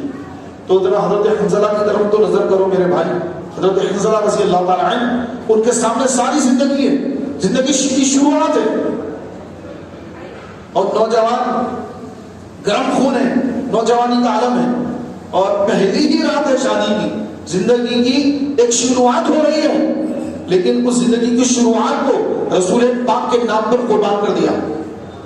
غسل کرنے میں تاخیر نہ ہو جائے، نکل کے چلے گئے کہ نہیں مجھے جانا ہے، سہن میں نہیں کہ غسل بھی واجب ہو گیا، جانا ہے جانا ہے۔ ایسی محبت، ایسا دھن سوار ذہن پر کہ رسول کے نام پر اپنے آپ کو قربان کر دینے کا وقت آ گیا ہے۔ پیارے بھائیو، یہ ہے ایمان۔ ہمارا حال یہ ہے کہ چند پیسوں کی خاطر، چند ٹکڑوں کی خاطر ایمان کو بیچنے والے لوگ ہیں۔ کئی ایسے لوگ ہیں جادوگروں کے پاس جاتے ہیں، اور جادوگروں کے پاس جا کر جادوگروں سے مدد لیتے ہیں اپنے کاروباروں کو چمکانے کے لیے، اپنی دکانوں کو چمکانے کے لیے، کہ بھائی ان کو کچھ دے دو ہوٹل چل پڑے گی، ان کو کچھ دے دو ہمارا کاروبار چل پڑے گا۔ یہ جو چیزیں آج مسلمانوں کے اندر ہیں، یہ ایمان کو ہلاک کرنے والی، ایمان کو تباہ کرنے والی، اور موت کے وقت ایسے لوگوں کو کلمہ نصیب نہیں ہوگا، مریں گے تو سیدھے داخلے جہنم ہوں گے، ان کو جہنم سے بچانے والا کوئی نہیں ہوگا۔ کیونکہ میرے آقا علیہ السلام نے فرمایا کہ قیامت کے دن جب تم آؤ تو مسلمان مر کے آنا، ایمان لے کر آنا، چاہے تمہارے گناہ کتنے بھی کیوں نہ ہو، اگر ایمان کے ساتھ آؤ گے حشر میں میرے پاس جب حالت ایمان میں آؤ گے تو میں تمہاری شفاعت فرماؤں گا۔ مسلمان مرنا، کافر نہ مرنا، کفر کر کے مت مرنا، شرک کر کے مت مرنا، مسلمان مرنا کہ کبائر یعنی کبیرہ گناہ، میری شفاعت کبائر والوں کے لیے ہے، کبیرہ گناہ گاروں کے لیے ہے، جو بڑے بڑے گناہ گار ہیں ان کے لیے میری شفاعت ہے، لیکن شرط ہے کہ ایمان لے کر آنا، مسلمان مرنا۔ آج ہمارے کئی نوجوان نعوذ باللہ غیر مسلم لوگوں کے ساتھ بھی شادی کر کے ایمان کو برباد کرتے ہیں، مسلمان بچیاں ادھر برباد، ادھر مسلمان بچے برباد، اور جن کو پیسے کی ہوس ہو گئی، پیسے کی لالچ آ گئی، پیسے کا نشہ آ گیا، اب پیسے حاصل کرنے کے لیے وہ کسی حد تک جائیں گے، کفر تک بھی کرنے کو تیار ہے، سب کچھ کرنے کو تیار ہے۔ ان کو پیسہ چاہیے، ان کو مال چاہیے، ان کو دولت چاہیے، دولت کی محبت اس قدر غالب آ گئی کہ ایمان کو داؤ پہ لگا دیا، ایمان کو داؤ پہ لگا کر ظاہری طور پر مسلمان ہیں ظاہری طور پر مسلمانوں کی صحیحت ہے، چہرے پر مسلمانیت نظر آ رہی ہے، داڑھی ہے اور لباس مسلمانوں جیسا ہے، جمعہ میں مسجد میں نظر آتے ہیں، بظاہر مسلمان ہیں، لیکن ان کے جو کرتوت ہیں، کالے کرتوت جو ہیں، اس کی سبب ان کا ایمان برباد ہو چکا ہے۔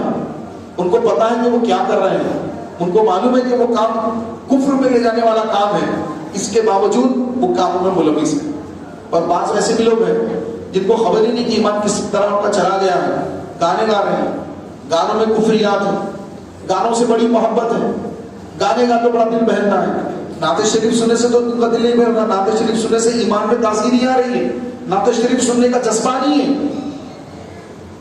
کیا سننا ہے؟ گانے سننا ہے، ارے بڑا اچھا گانا ہے، معاذ اللہ کئی ایسے کفریات پر گانے جو ہے ایسے گائے گئے ہیں کہ جو کفر والے گانے ہیں، اگر مسلمان کو گانا گائے گا یا اس کو پسند کرے گا تو اس کا ایمان چلا جائے گا، اس کا ایمان چلا جائے گا۔ کئی گانے پرانے گانے ہیں، نئے گانے کیا ہے پتہ نہیں کیا کیا ہے، نئے آتے جا رہے ہیں۔ تو ایک گانا تو جو علماء نے اس کے بارے میں بتایا بھی ہے، ایک گانا ہے میرے ذہن میں نہیں آ رہا بھی وہ گانا، میں بھی آپ کو بتاتا کہ اس میں کفر کہاں ہے۔ ہاں، خدا بھی آسمان سے جب زمین پہ دیکھتا ہوگا، یہ کفریہ گانا لوگ گاتے ہیں، میں آپ کو بتا رہا ہوں کہ اس میں کفر کس طرح سے ہے۔ یہ کفر ہے، خدا بھی آسمان سے جب زمین پہ دیکھتا ہوگا میرے محبوب کو کس نے بنایا سوچتا ہوگا، معاذ اللہ۔ یہ بیوقوف کا محبوب ایسا ہے کہ اس کو کس نے بنایا، یہ اللہ تعالیٰ سوچ رہا ہے، معاذ اللہ۔ استغفر اللہ، لا الہ الا اللہ محمد رسول اللہ۔ کس قدر اس کے اندر جو ہے کفر جھلک رہا ہے، کفر کی جو ہے نعوذ باللہ نحوستیں پھیل رہی ہے، اور مسلمان بھائی گا رہا ہے، مسلمان بہنیں گا رہی ہیں، اس کو سن رہے ہیں، موبائل میں سن رہے ہیں۔ پہلے تو ریڈیو ٹیپ ریکارڈر میں سنتے تھے، اب موبائل ہاتھ میں سن رہے ہیں لوگ۔ اس طرح کے اور بھی بہت سارے گانے ہیں، بہت سارے گانے ہیں جس میں کفریات ہیں۔ تو یاد رکھیے پیارے بھائیوں، شرعی مسئلہ یہ ہے کہ اگر کوئی کفریہ گانا گائے یا گانے کو پسند کرے تو اسی وقت اس کا ایمان چلا گیا، وہ کافر ہو گیا، اس کا نکاح ٹوٹ گیا، اس کی بیعت بھی ٹوٹ گئی، اور اعمال صالحہ جتنے پہلے اچھے اعمال کیے تھے، رمضان کے روزے گزارے، فلاں فلاں فلاں بہت ساری نیکیاں کی، وہ سب ختم ہو گئی، سب نیکیاں ختم، نکاح ٹوٹ گیا، بیعت کسی پیر کامل سے بیعت کا تو بیعت بھی ٹوٹ گئی، جب ایمان نہیں تو پھر نکاح کہا رہا، نکاح تو پھر بیعت کہا رہی، سب کچھ ختم ہو گیا۔ اگر اس کی حالت میں موت آ گئی، موت کا تو کوئی بھروسہ نہیں ہے، موت کبھی بھی آ سکتی ہے، مالک الموت کبھی بھی تشریف آ سکتے ہیں، کسی کو بتا کے آتے کہ میں فلاں دن آنے والا ہوں، جب تک ایمان کو بچا کر ایسا کبھی کسی کو بتایا نہیں، کبھی بھی آ سکتی موت، مالک الموت کبھی بھی آتے ہیں۔ اگر اس حالت میں اس کی موت واقع ہو جائے تو زندگی بھر کی ساری اس کی نیکیاں تو برباد ہو چکی، نکاح بھی ٹوٹ گیا، بیعت بھی ٹوٹ گئی، اس کے پاس اب کچھ بھی نہیں ہے، ایمان بھی چلا گیا۔ اس حالت میں اگر مرے گا اس کا ٹھکانہ سیدھے جہنم ہوگا۔ اور اگر کسی کو اللہ تعالیٰ عمر دیا لیکن اس کو توفیق نہیں ملی، اس کوئی سمجھانے پر، کسی عالم علم کے سمجھانے پر بھی بحث کر رہا ہے، ماننے کو تیار نہیں، پھر وہ تو مان ہی نہیں رہا ہے، تو کلمہ کب پڑھے گا، توبہ کب کرے گا؟ اس کو تو جو ہے اپنے آپ کو اس کو صحیح ثابت کرنا ہے، بحث مباحثے میں مبتلا ہے، اور پھر اللہ جس کو ہدایت دے دے، کیا کسی عالم کے سمجھانے پر، کسی دیندار آدمی کے سمجھانے پر سمجھ گیا اور توبہ کر بھی لی، تو پیارے بھائیوں پچھلے عمل تو تباہ ہو گئے نا پورے، گناہ موجود ہے، جتنے گناہ کیے تھے سارے گناہ ہیں، ایسا نہیں کہ کفر کرنے کے بعد گناہ بھی چلے گئے، نہیں، گناہ موجود ہے، جتنے گناہ کیے سارے گناہ لکھے ہوئے ہیں، جتنی نیکیاں کی ساری نیکیاں ختم ہو گئی، اب پھر سے کلمہ پڑھنا ہے اور یہ کہنا ہے کہ یا اللہ جانے انجانے میں جو مجھ سے یہ کفریات جو میں نے بکے ہیں تو اس سے میں بیزار ہوں اور میں توبہ کرتا ہوں، لا الہ الا اللہ محمد رسول اللہ صلی اللہ علیہ وسلم، وہ کلمہ پڑھے۔ اس کے بعد شادی شدہ اگر ہے تو پھر اپنی بیوی کے ساتھ دوبارہ نکاح کی تجدید کرے، تجدید نکاح کرے، نکاح کو رینیول کرے، نکاح کی تجدید کرے۔ کسی پیر کامل سے بیعت تھا تو پھر دوبارہ بیعت کرے، تجدید بیعت کرے، تاکہ حوض کا فیضان اس کو ملے. تو میرے پیارے بھائیوں، آج بہت سارے لوگ ہیں جو گانے بھی گا رہے ہیں، کفریات بک رہے ہیں، خوش ہو رہے ہیں، نماز کا مذاق اڑا رہے ہیں، کوئی روزوں کا مذاق اڑا رہا ہے، کوئی رمضان شریف کا مذاق اڑا رہا ہے، کوئی داڑھی کا مذاق اڑا رہا ہے. داڑھی کا مذاق اڑاتے ہیں بعض لوگ. رسول پاک علیہ السلام سے جس شے کو نسبت ہو جائے اس کی تعظیم فرض ہے، اس کی تعظیم لازم ہے. اگر اس کی تعظیم نہیں کرے گا، مذاق کرے گا، مذاق بنائے گا، تو پھر اس کا ایمان جاتا رہے گا. تو علماء نے لکھا ہے کہ اگر کوئی داڑھی کا مذاق اڑائے یا حضور علیہ السلام کی کسی بھی سنت کا مذاق اڑائے یا نعوذ باللہ حضور علیہ السلام کے کپڑوں کو حضور کے کپڑے میلے تھے کہے، حضور کے کپڑے میلے تھے کہے، تو اس کا ایمان برباد ہو گیا، اس کا ایمان چلا گیا. حضور علیہ السلام کے نالے پاک کو نعوذ باللہ اگر کوئی جوتیاں کہے، حضور کی جوتیاں ہیں، تو ایسا کہنے والا بھی اسلام سے نکل جاتا ہے. لوگ کیا کیا کہہ رہے ہیں آج کل. حضور تو ہمارے بڑے بھائی کی طرح تھے، وہاں سے ہماری طرح تھے، کھاتے پیتے تھے ہماری طرح تھے. ارے تو تیرے جیسے حضور تھے. نعوذ باللہ اپنے آپ کو حضور کی طرح کہہ رہا ہے. اس سے بڑی گستاخی اور کیا ہو سکتی بتائیے. اس کے بعد بھی دیکھیں تو پھر وہ بڑے نمازی نظر آئیں گے، آپ کو بڑے رمضان کے روزے رکھنے والے نظر آئیں گے، حاجی صاحب نظر آئیں گے، مسجد کے امام صاحب نظر آئیں گے. اور شان رسالت میں گستاخی. ذوالخویصرہ تمیمی نام کا ایک شخص تھا. سرکار صلی اللہ علیہ وآلہ وسلم صحابہ کرام علیہ رضوان کے ساتھ مسجد کے پاس آئے اور صحابہ ٹھہرے ہوئے ہیں. ابو بکر، عمر، اکابر صحابہ، اچیلا صحابہ حضور کی بارگاہ میں ٹھہرے ہیں، بڑے بڑے صحابہ ٹھہرے ہیں. ایک شخص آیا جس کا نام تھا ذوالخویصرہ تمیمی، بارگاہ رسالت باپ صلی اللہ علیہ وسلم کا گستاخ. بڑی لمبی داڑھی ہے، بڑا دیندار نظر آ رہا ہے. سیدھے آیا اور آ کر مسجد میں داخل ہو گیا. مسجد میں داخل ہو گیا. سرکار نے اس کو رکایا، رکا کر کہا، پوچھا کہ اے شخص، کیا تیرے دل میں یہ بات نہیں تھی کہ یہاں ہم جتنے ٹھہرے ہیں، ہم یہاں جتنے ٹھہرے ہیں اس میں سب سے زیادہ کیا تو اپنے آپ کو افضل نہیں سمجھ رہا تھا؟ کیا تیرے دل میں یہ بات نہیں تھی؟ سرکار نے اس سے پوچھا کہ ہاں میرے دل میں یہ بات تھی. حضور تشریف فرما ہے، بڑے بڑے صحابہ ٹھہرے ہوئے ہیں اور وہ شخص آیا اور آ کر سرکار اس کو رکا کے پوچھنے کے تیرے دل میں یہ بات نہیں ہے کہ ہم سب میں سب سے زیادہ افضل تو اپنے آپ کو نہیں سمجھتا؟ کہا کہ ہاں میں اپنے آپ کو افضل سمجھتا ہوں، سب سے افضل اپنے آپ کو سمجھتا ہوں. یہ کہا مسجد میں داخل ہو گیا، جا کے نماز پڑھنے ٹھہر گیا. سرکار نے فرمایا، کون ہے تم میں سے، کون ہے جو اس کی گردن مارے؟ حضرت ابو بکر گئے، دیکھا کہ نماز میں ٹھہرا ہوا ہے، تو نمازی کو کیسے ماروں؟ باہر آ. حضرت عمر گئے سجدے کی حالت میں، ارے سجدہ کر رہا اللہ کی بارگاہ میں، ماروں کیسے اس کو؟ واپس آ گئے. حضرت علی جانے لگے. سرکار نے فرمایا، اے علی تو ضرور اس کو مار دے گا بشرطے کہ اس کو تو پالے. سرکار کو معلوم کہ شخص علی کے جانے تک بھاگ جائے گا. فرمایا کہ علی تو ضرور مارے گا بشرطے کہ اس کو پالے. مولا علی کے تلوار لے کر مسجد کے اندر جب تک وہ سلام پھیر کے بھاگ گئے. سرکار نے فرمایا کہ اگر صلی اللہ علیہ وسلم اگر اس شخص کو تم لوگ مار دیتے تو قیامت تک میری امت میں فتنے پیدا نہ ہوتے کہ اس کی نسل سے ایسے فتنے پیدا ہوں گے جو اسلام کے اندر بڑے فرقے پیدا کر دیں گے. یہ کون تھا؟ ذوالخویصرہ تمیمی. یہ نجد کا رہنے والا تھا. یہ نجدی جو جماعت ہے اس کے الگ الگ شاخیں ہیں. تو ان کا جو باپ تھا وہ رسول پاک صلی اللہ علیہ وسلم کی بارگاہ کا گستاخ تھا، جس کا نام تھا ذوالخویصرہ تمیمی. وہ تمیمی قبیلے کا تھا اور تمیمی قبیلہ نجد کا وہی قبیلہ ہے. الغرض میرے پیارے بھائیوں کہ ایسے لوگ تھے کہ جو حضور علیہ السلام کے ساتھ رہتے تھے لیکن ایمان اندر نہیں تھا. نمازیں پڑھنا بہت زیادہ ان کو آتا تھا، دینداری بڑی آتی تھی ان کو، لیکن دل میں ایمان نہیں تھا.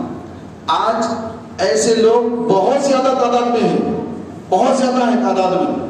ہمیں ان کا سامنے کا حلیہ نظر آتا ہے لیکن ان کے اندر جو حضور کی گستاخیاں جو کی جا رہی ہیں وہ ہمیں نظر نہیں آتی. اور ہمارے بھولے والے بھائی ان کو اپنا امام بنا کر ان کے پیچھے نمازیں پڑھتے ہیں. جب ان کو کہا جاتا ہے کہ بھائی یہ گستاخ رسول کے پیچھے نمازیں پڑھ کے نمازوں کو ضائع نہ کرو.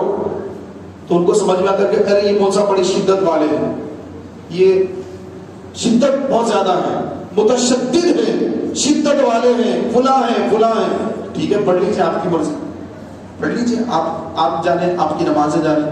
ہمارا کام بتانا تھا, ہم نے بتا دیا. کہ اگر ہم نہ بتائیں تو پھر ہم بھی ذمہ دار ہوں گے کہ آپ نے بتایا کیوں نہیں. تو ہمارا کام تو بتانا ہے. اب جو سمجھتا سمجھے, اس کی مرضی, اس کی خبر کا حساب اس کو دینا ہے.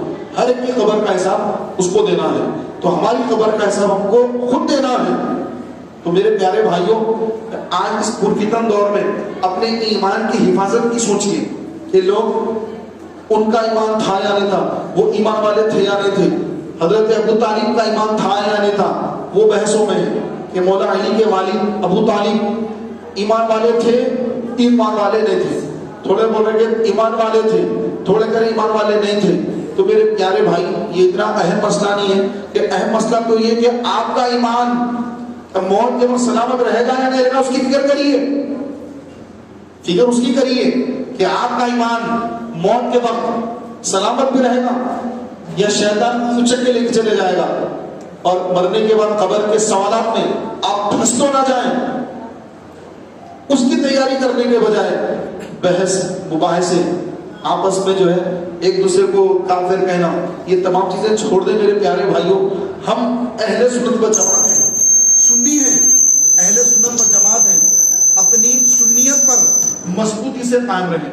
اہل سنت و جماعت پر, سنیت پر مضبوطی سے قائم رہیں.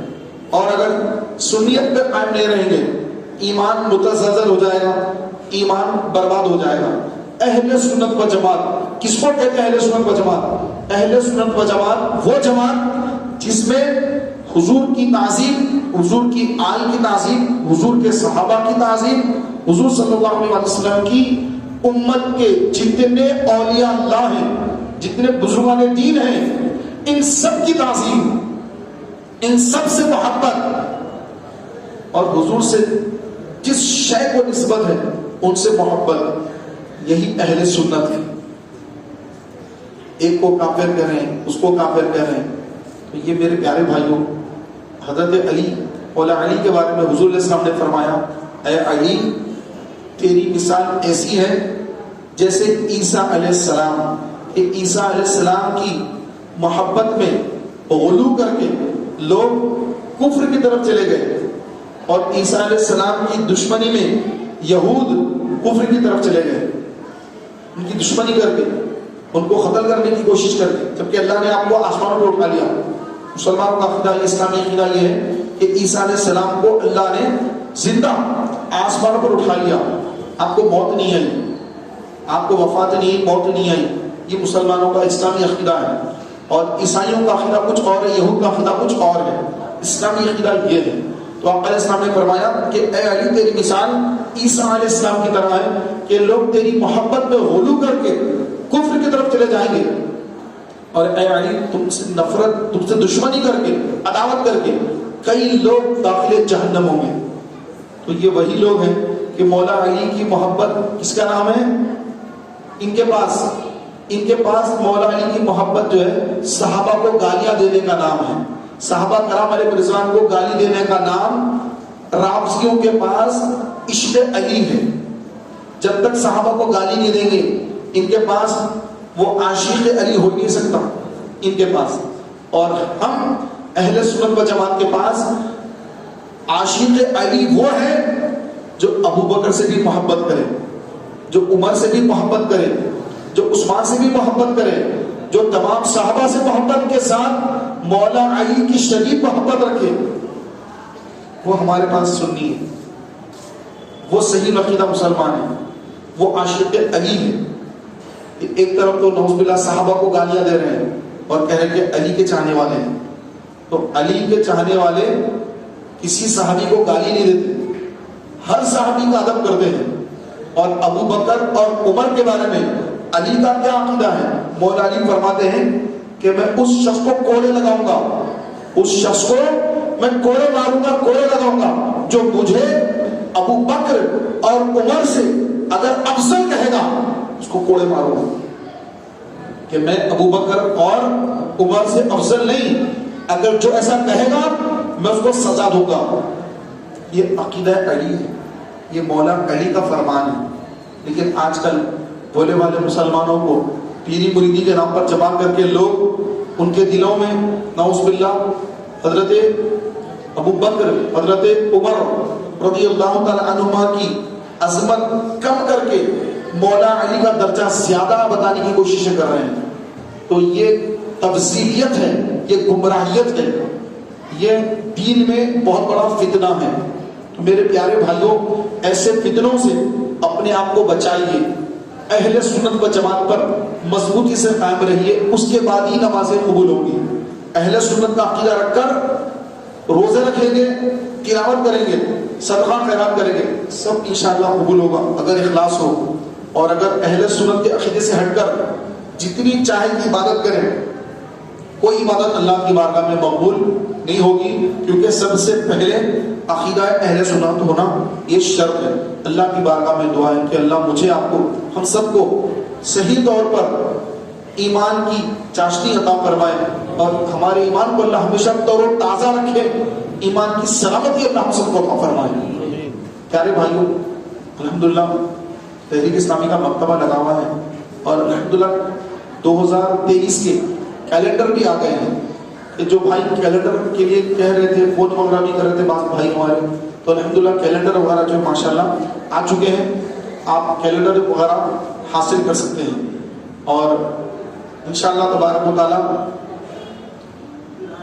یہ جو مٹی کے برتن رکھے ہوئے ہیں، پیارے بھائیوں، یہ مٹی کے برتن ہم اپنے گھروں میں لے جائیں، اپنے بچوں کو مٹی کے برتن میں کھانا کھلانے کا ذہن بنائیں کہ ہمارے بچے مٹی کے برتن میں کھانے کا ذہن بنائیں گے تو انشاءاللہ تعالیٰ ان کے عشق رسول میں اضافہ ہوگا. ان کو پتہ چلے گا کہ ہمارے آقا صلی اللہ علیہ وسلم کو مٹی میں کھانا کھانا بڑا پسند ہے، مٹی کے برتنوں میں.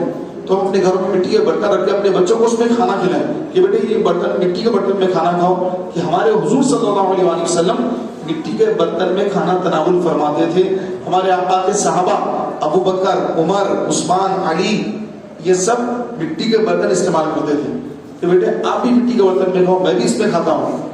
تو یہ ذہن بنائیں، گھروں میں مٹی کے برتن استعمال کریں تاکہ حضور صلی اللہ علیہ وسلم کی محبت میں اضافہ ہو، ہمارے ایمان میں اضافہ ہو، اور ہمیں محسوس ہو کہ ہمارے آقا صلی اللہ علیہ وسلم کیسے مٹی کے برتن میں کھاتے تھے، تو کیسا محسوس ہو رہا تھا، ہمیں کیسا محسوس ہو رہا ہے حضور کے سنت پر عمل کرنے پر.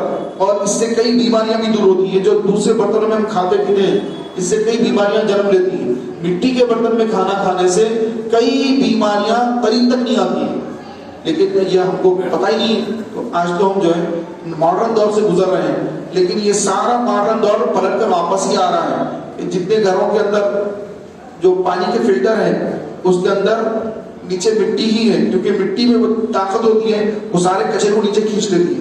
تو جو مٹی کے برتن میں پانی رکھتے ہیں، گھڑے وغیرہ، سورائی گھڑے وغیرہ، تو پانی کی گندگی پوری نیچے اس کی جو ہے اس کے نیچے حصے میں جمع ہوتی ہے، اوپر حصہ صاف ہوتا ہے پانی کا، وہ پیتے ہیں تو پھر سبحان اللہ انسان کی صحت اچھی رہتی ہے.